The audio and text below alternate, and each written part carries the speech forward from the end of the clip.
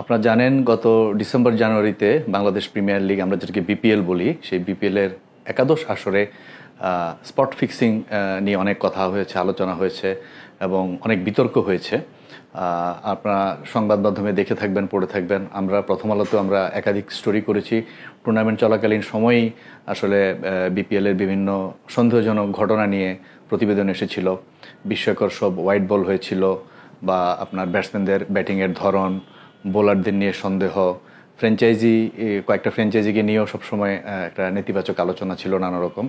তো পুরো বিপিএলটা আসলে খুব একটা টালমাটাল অবস্থার মধ্যে দিয়ে গিয়েছিল একাদশ বিপিএল, যে স্পট ফিক্সিং হচ্ছে কিনা, বিতর্ক এবং অস্বাভাবিক ম্যাচের সিচুয়েশন। তো এর পরপরই বিপিএল যখন শেষ হলো ফেব্রুয়ারিতে বিপিএল শেষ হওয়ার পরপরই আপনাদের বাংলাদেশ ক্রিকেট বোর্ডের সাবেক সভাপতি ফারুক আহমেদ তিনি একটা 3 সদস্যের স্বাধীন তদন্ত কমিটি গঠন করলেন, যে অভিযোগগুলো বিপিএল সম্পর্কে সংবাদ মাধ্যমে এসেছে সেগুলোর ব্যাপারে তদন্ত করার জন্য।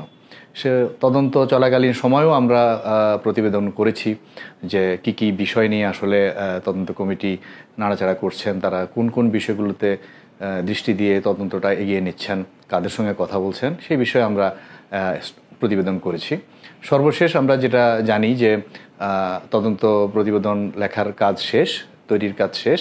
প্রায় 3000 পৃষ্ঠা ওনারা ট্রান্সক্রিপ্ট লিখেছেন, 300 ঘন্টার বেশি অডিও শুনে যাদের সাথে কথা বলেছেন সংশ্লিষ্ট তাদের কথাগুলোর সেই রেকর্ডিং শুনে 3000 পৃষ্ঠার বেশি তারা জিনিসটা নামিয়েছেন তাদের বক্তব্য।